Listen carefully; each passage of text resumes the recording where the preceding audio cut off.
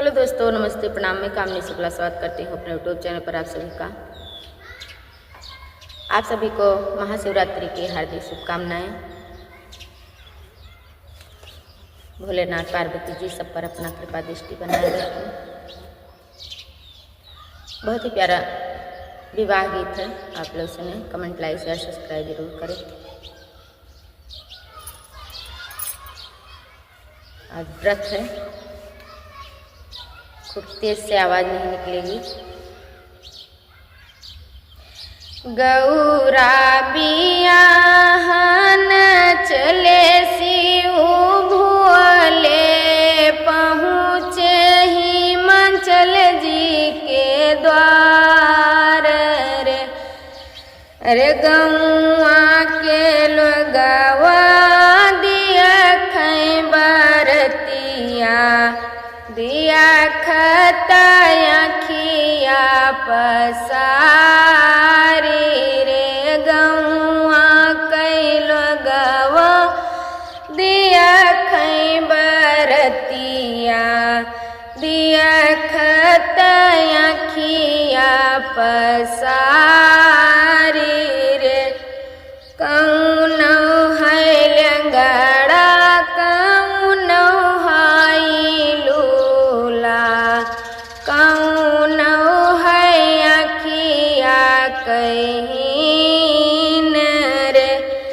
डुड़वा बैल पर बैठा है दुल्हा, कैसन मिलेगा दामाद रे। डुड़वा बैल पर बैठा है दुल्हा, कैसन मिलेगा दामाद रे।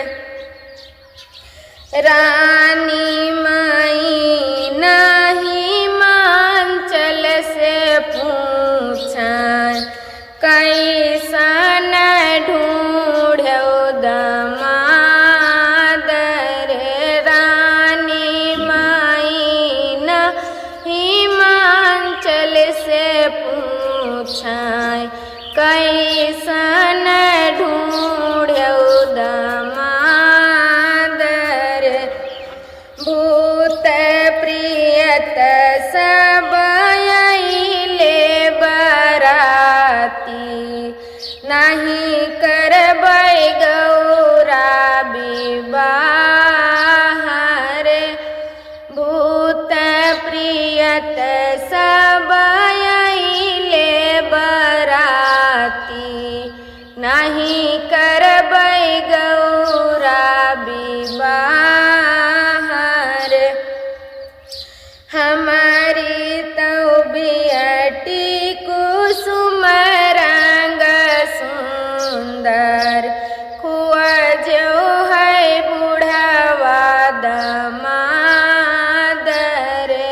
हमारी तो बेटी कुसुम रंग सुंदर, खुआजो है बुढ़वा दामाद रे। यतना सब सुनी के भूले मुस्काने, लीना है सुंदर रूपवा बनाई रे। यतना सब सुनी के शिव भोले मुस्काने, लीना है सुंदर रूपवा बनाई जी। खुशी भये गौआ जमरिया कैलो गवा, खुश भई मैना हार साई जी। खुश भये गौआ जमरिया